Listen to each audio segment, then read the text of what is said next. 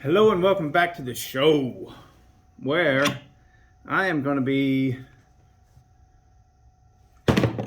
getting these Echo 590s ready for a giveaway. That's right. One of these is being built for my oldest friend. His wife, she was like, how much would it cost? Blah, blah, blah. Basically, so she just wanted me to point her in the right direction of the right saw to get for her husband for Christmas. And I was like, well, I can tell you what I wanted to get him, you know. Get him one of these. But then I was like, she's just going to go to the store and buy it. And, well, that ain't no good, because that's a waste. I can buy these online. You know, these are store takebacks. Somebody got this thing probably and used it because they needed to cut down one tree or cut up one tree, or more likely a branch. This thing looks brand new. This has no use on it.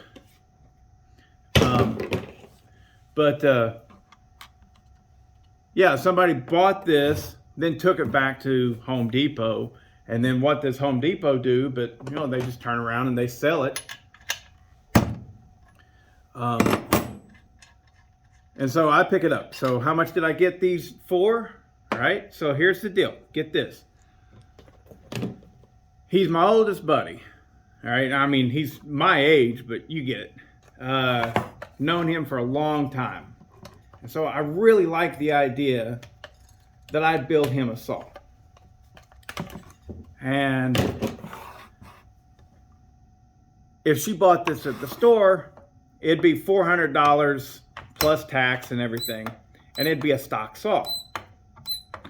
So I was like, pay me $400. I think it was $400. And that'll maybe it's $450. I can't remember what I asked.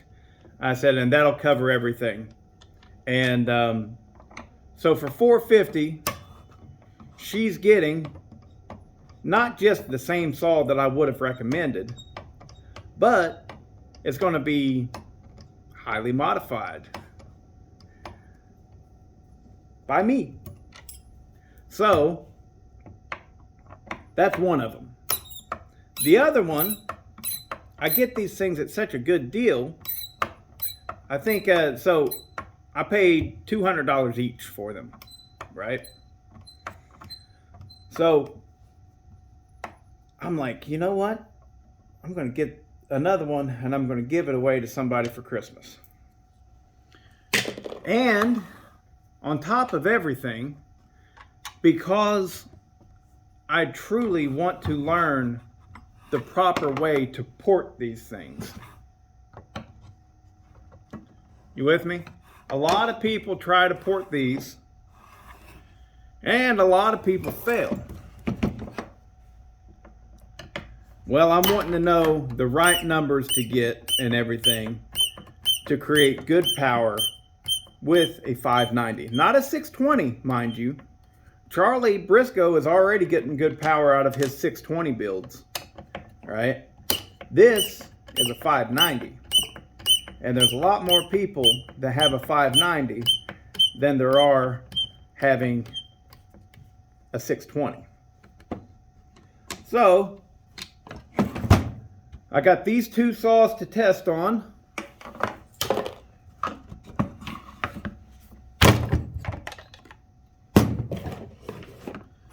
Somebody's going to get a saw completely for free, and somebody else is going to get a saw for a really good deal.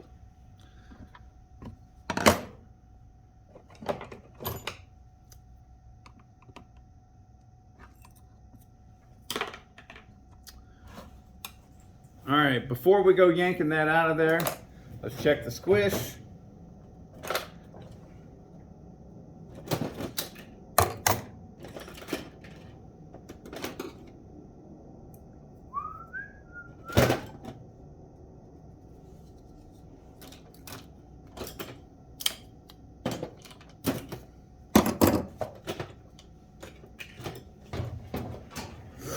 Now, a lot of people talk a lot of stuff like measure it on both sides and measure it here or there. We all find our own way, guys.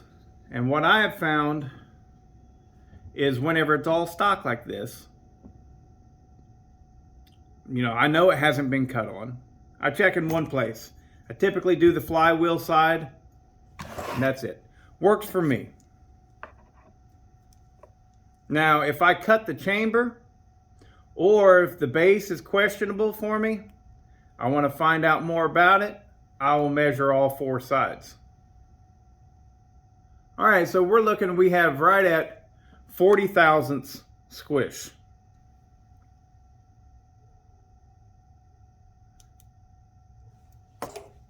It was actually 39.5, so that's 40 thousandths squish. I cut that little tip off of there, put this back in my drawer, use it next time. So now let's take the exhaust off, because I want to time it. I want to see what the stock numbers are.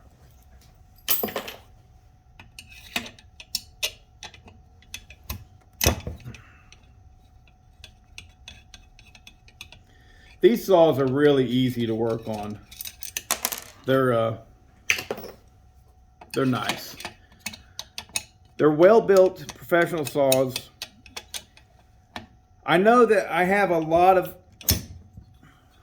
some subscribers that thinks that these saws are junk. All I gotta say to that is go into this with an open mind. Go into it with an open mind and listen to what I am saying. These saws are excellent saws. I think you just had a bad experience. That's what I think. I know that steel makes excellent chainsaws.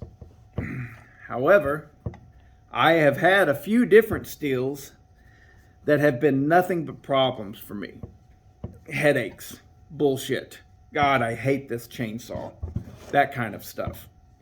But I make it very clear in my videos that steel is not my preferred chainsaw. But I do also feel like I make it very clear that I understand they make a perfectly excellent product. You know, depending on which model that you get, they're very much at the top right there with the brands that I prefer. Echo likes to use Loctite of some sort, whatever it is, on a lot of their different bolts and stuff.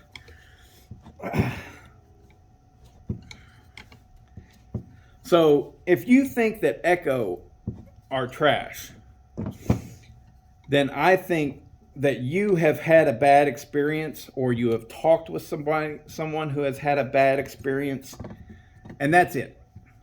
One of the guys, what's your name? Is it Drew? Dylan. But not Dylan Cordova. Different Dylan. All right? You had mentioned that, you know, if you go to any pro logging camp, you'll see nobody's running Echo. And you use that as a measuring stick to say, see, clearly they're not good saws.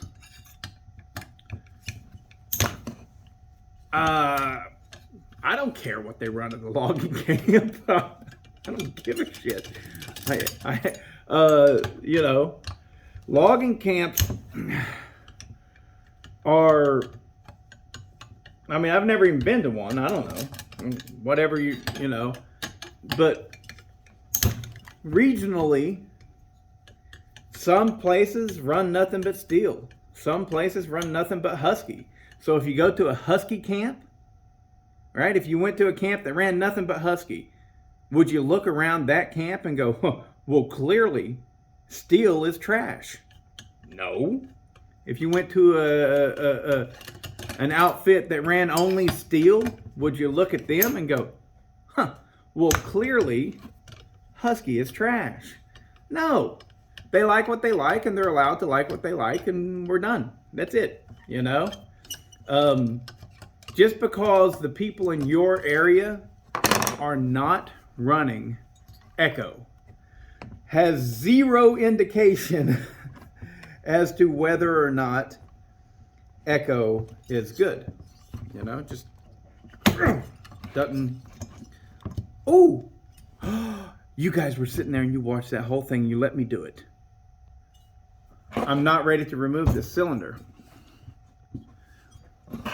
I am not ready to remove this cylinder because I want to get the timing numbers. So let's go ahead. Let's do that. Let's get the timing numbers.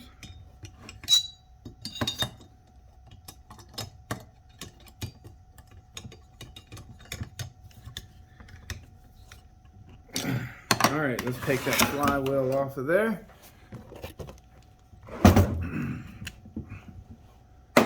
Somebody was asking me about which torque gun is the best, or which impact gun. Well, this one, in my opinion. I like my Milwaukee stuff. We're gonna have to put that spark plug back in. Most of the time, whenever you're messing around with a lot of this stuff, with, you know, the compression offered up by the piston, and if you have a good fast impact gun, a lot of times that's all you need. See, I didn't have to do anything weird, hold this in any way, you know, just needed to run it with the spark plug in. And who's your uncle? That's right, Bob. Bob is your uncle. All right. So with these Echoes, I have learned the hard way that if you take your screwdriver and put it down right there and try and pop this off, you can bust that chunk of case out, which is no problem because that chunk of case is there for no reason really. But just be careful and make sure your screwdriver, if you're doing something like this, is someplace else. Now that's, boy, this is,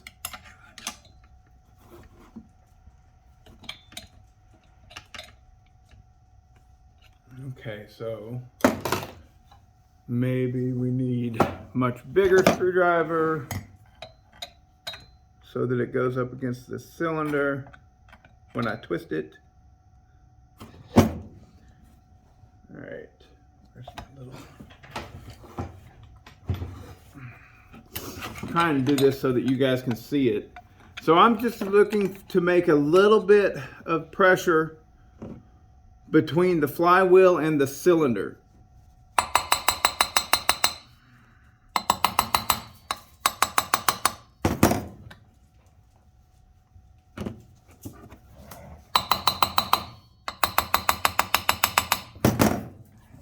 Rotate it.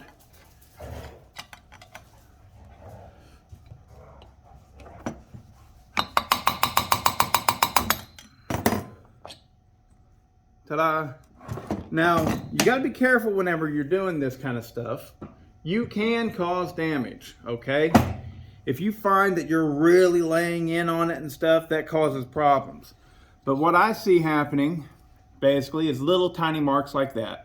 That's nothing. That's no problem whatsoever. What I try to do is I avoid, right there's the magnet. That's the magnet that creates your ignition spark and stuff, you know? So I won't put my screwdriver there, right? But throughout, turn it, tap it with a small hammer. Don't ever hit it like this. You'll break those fins off, and don't ever hit it hard. If it's not coming off for you, use a little bit of heat with your heat gun.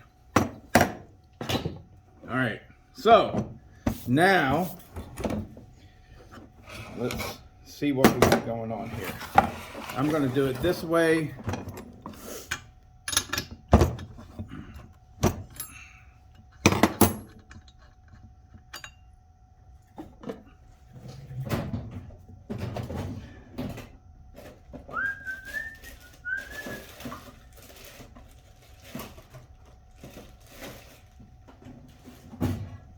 Put this down here. There we go. All right. So the way this is set up with my camera and everything, I am not going to be able to show you guys completely how I'm doing this. Oh crap. I've got to take this clutch drum off. Have to. Because since I took the flywheel off, I have no means of spinning the motor.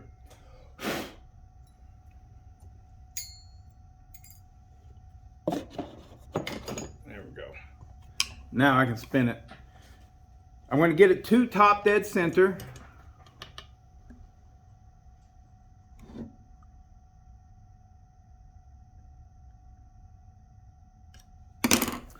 That's roughly top dead center.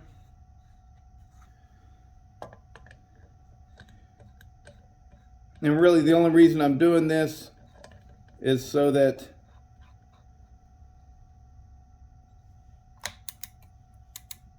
my meter, my gauge here, my digital angle finder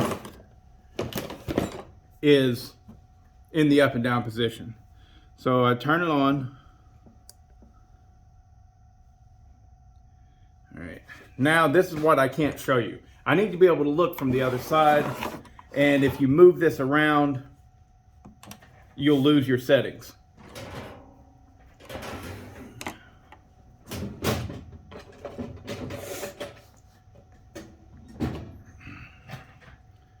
Here we go. Now I'm going to do a quick zero. I zeroed it out. We're close to top dead center, but we're not there. We're not perfect. So what I'm going to do now is I'm going to turn it back.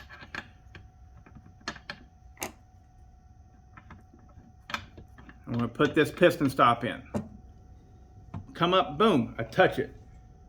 All right, right there.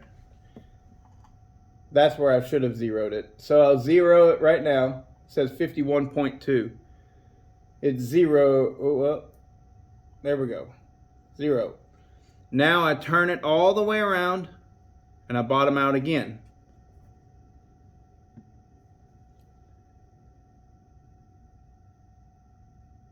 $105 on the dot. 105. So we take that number and we cut it in half. What is that? That's 52.5. We now remove this. We turn it until we read 52.5.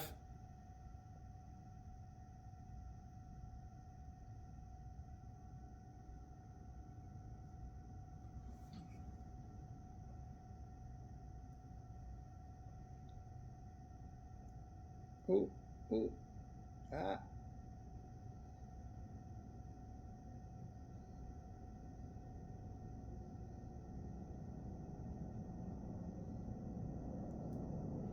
There we go. I reset it on 52.5. Now we are at perfect top dead center. But if I move this saw any, I'm screwed. So that's why I had to do this the way that I did. So let's check it out first. Here we go. We got my little notebook right here.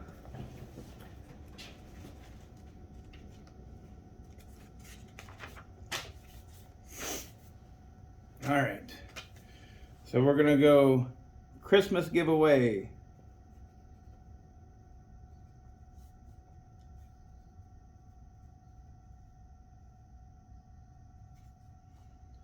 Echo 590.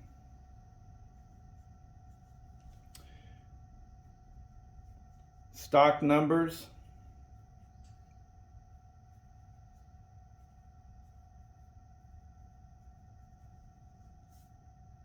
The Squish was 40 thousandths. Let's see.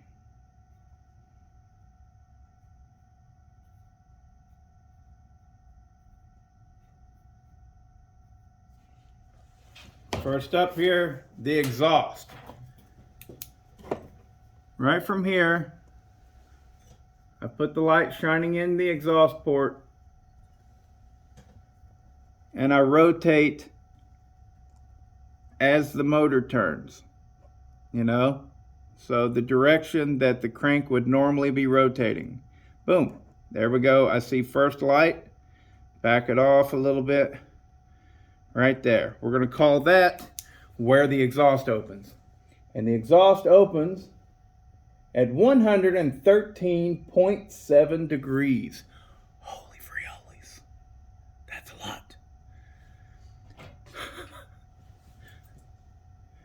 That's a very, very, very, very, very, very, very, very, very low roof. Okay, the exhaust opens at 113.7.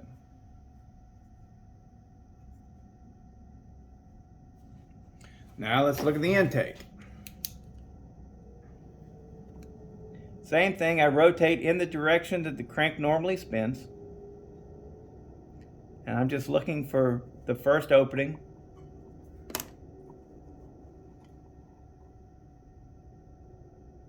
Right there. Right there. Right there. Basically, you're looking for, you know, I've heard all kinds of little numbers. And you can't nail it down. What I see as the opening versus what Joe sees, what Charlie sees, Aaron sees, Pat sees, John sees, we all see different things. Now, if you wanted, you could make some sort of standard measurement, right? Such as put that in there, and whenever, you know, that's the thickness, right? If you wanted to do something, you could. You could make some sort of standard measurement. But you would have to use it every single time on every single chainsaw. So I'm going to call that's where the intake opens, and we are at 76.4.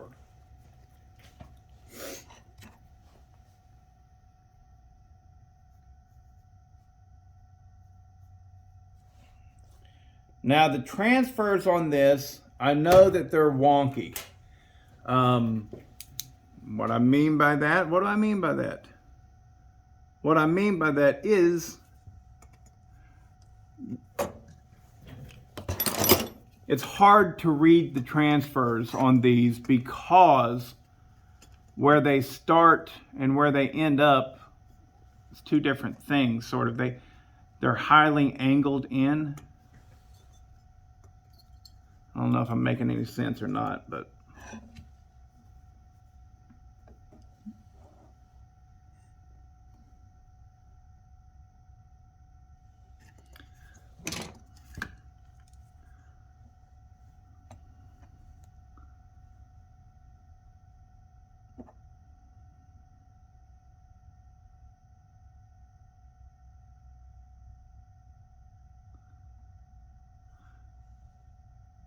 I'm going to guess about right there. We're 131.8. So we're going to call that 132 degrees.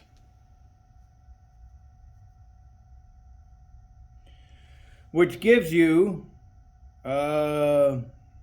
16, 18 degrees of blowdown.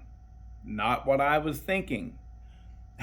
Not at all what I was thinking. But that's what I'm reading.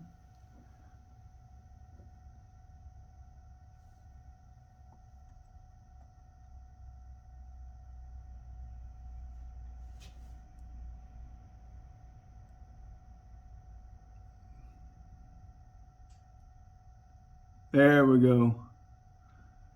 It looks like they are staggered. No, they're not. They're not staggered. Both of them are reading right at 132. And with 114 degrees on your exhaust roof, that's giving you 18 degrees of blowdown. There we go. All right, so now let's take this off of there. We have our numbers. We can go from there. We can work with that and figure out what it is we want to do, come up with a game plan, and go from there.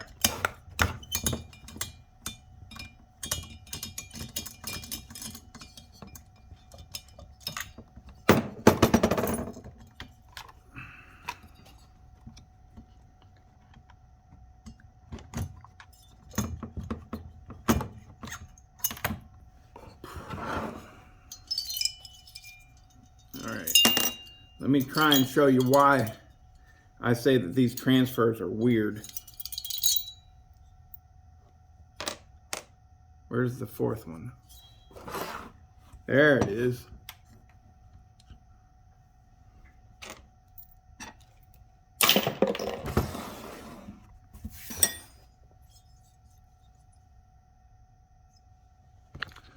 All right. Let's see what we can make out. All right, so what I can see with my naked eye, and what you guys may or may not be able to see, is this transfer right here, the bigger one. See how there's a big one and a small one? So this big one, because it's big, it's called the primary. All right, it has an extremely tilted roof line so that it directs the airflow up towards the top of the combustion chamber. That's nice, right? But then this smaller one, the secondary, it has a flat, more of a flat profile that's going straight across the top of the piston. Whenever I was porting the one for Andreas, it was very difficult to get this primary one ported because it was so angled upwards. So instead of fighting against that, this time I'm going to work with it. I'm going to keep that angle really nice and flowing up towards the top of the combustion chamber. And we'll see where it goes from there. Of course, you guys will hear everything as I go. But my goal as of right now is, whenever I lower this, it is going to increase my intake timing. I'm already at 76.4. So it's probably going to put my intake timing around 80.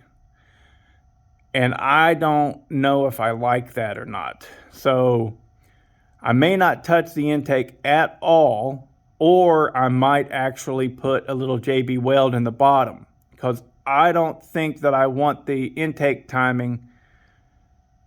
I don't think I want it at 80. Because this is a long stroke saw. So 80 degrees on the intake timing would be like 84 degrees or 86 degrees on a saw with a regular stroke. See what I'm saying? So I don't know. We'll see where that falls. The exhaust, we're already crazy high, and it's not allowing the saw to rev, which can be good, right?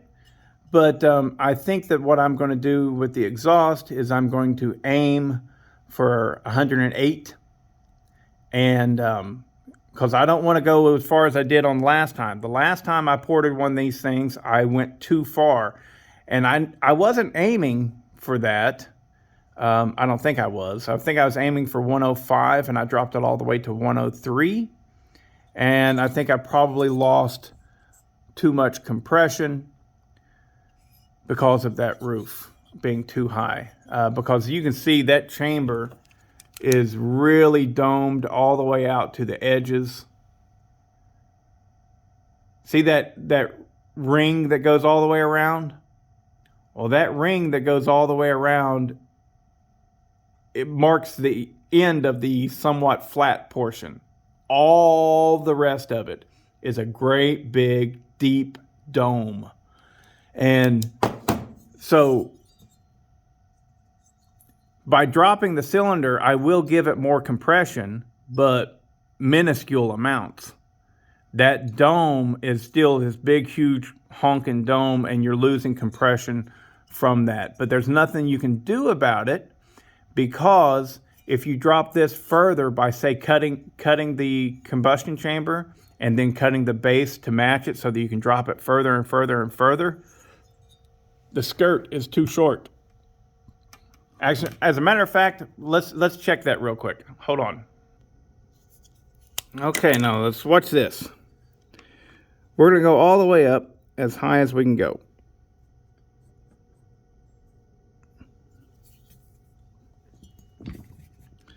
Actually, I'm gonna do this.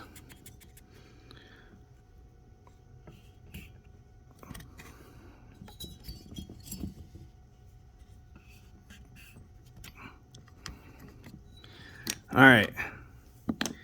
Can you see my marks there?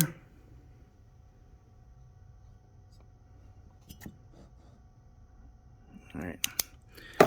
Now,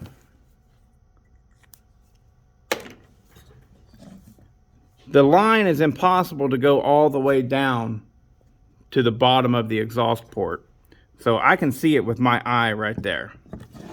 But here's the deal with these 590s and 620s.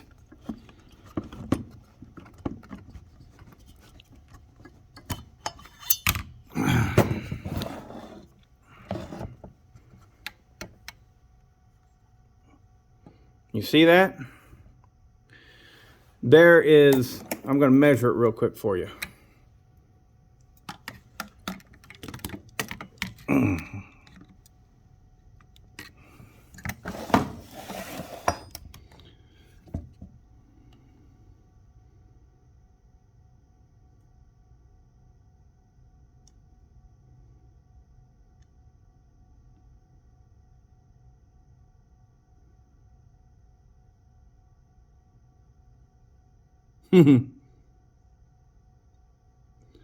There is only about 44 thousandths of an inch from the bottom of this piston to the bottom of the exhaust port.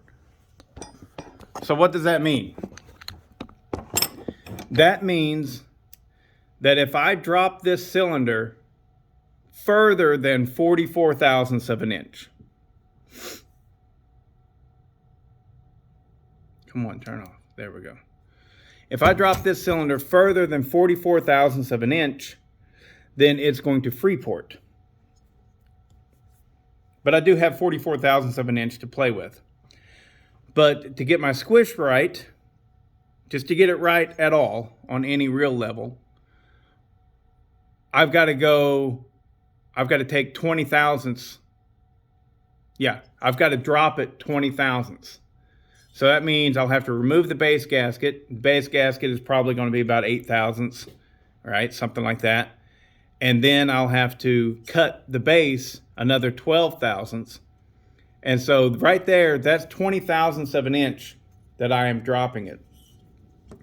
And then if I was to cut 20 thousandths of an inch out of the combustion chamber, well, that's not very much cutting out of that combustion chamber, seeing how it's completely domed. It's completely. I wish you could see it, but you can't. They never tried to make this a small chamber at all. It's a great big fat chamber. So the 20 thousandths of an inch out of that, it's not going to give you much. It's not going to give you much at all.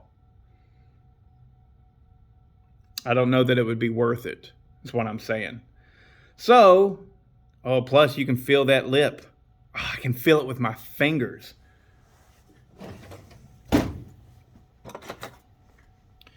Feeling it with your finger is a big deal because that's not a very precise instrument, you know? But if you get down in there,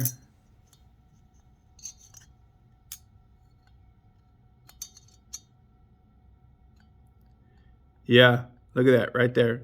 You can see how much play it's got.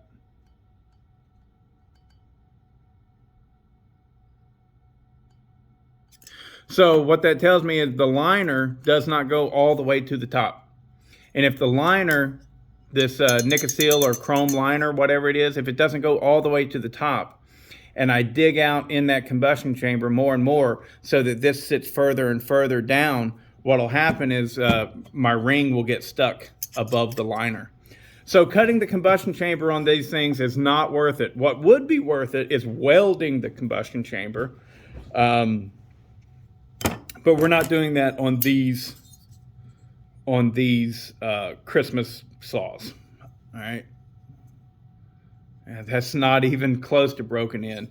I don't know if you can see that. All of the little lines and all that stuff in there. It may come off on camera like this has been somewhat scratched up and things, but what that is the it's as if Echo puts like a ceramic coating on there. I don't know that they do. I'm not saying that they do, but it's as if they put like a ceramic coating on there, and that's what needs to rub off in order for the saw to actually break in and the ring seat properly. But yeah, that stuff's still on there like crazy. Anyways, that's enough for this video. And I'm going to get to cutting this base. I'm going to go ahead and strip the other saw down. Do the exact same thing to it as well. Exact same thing. The reason I went from the flywheel side on this one, guys, I don't know if you're paying attention enough for that or anything, but normally I go from the clutch side. It's easier to take the clutch off for me than it is to take off the flywheel. So I go from the clutch side. But the reason I did it from the flywheel side on these is I know I have to take the flywheel off anyways, because these chainsaws are getting flywheel advance keys from Gearhead Performance. So, and as well as the O-ring setup and the jet kit for the carburetor. So there you have it. Bada bing, bada boom.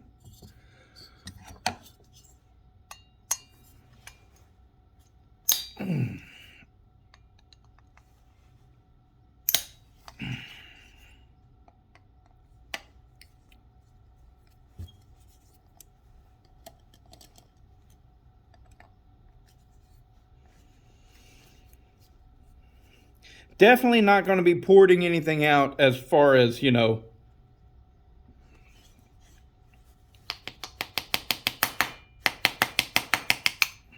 as far as making the openings bigger, anything like that.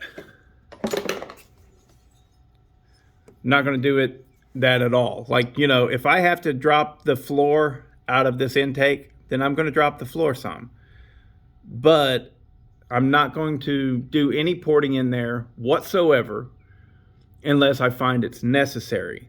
I won't be doing anything for volume. I'm going to keep the volume small on this so that we can have fast flow, you know, velocity. All right, I'm not doing anything to the lower transfers at all. Nothing. I'm not touching them. I'm not touching them. The only thing that I'm going to touch on this saw is to raise or lower the exhaust or intake the way that I think that they need to be, as well as the transfers. And that's it. The rest of it is all going to be just like the way it is. The way it is. That exhaust does seem small. I might actually widen that up a little bit. Maybe. We'll see. But yeah, it's going to be fun builds. And this has been a long video, and if you have hung in there, you deserve a lollipop. So, the first person that puts in the comment how many drive links they want, I'll send you a chain. Yeah, fuck it. Go ahead. It might take me a week to do it, or two. But I've got a lot of chains. a lot of chains. It'll be an old chain, a new one, but old. But you got to tell me your drive link count and your gauge size, as well as, well, that's it. There you go.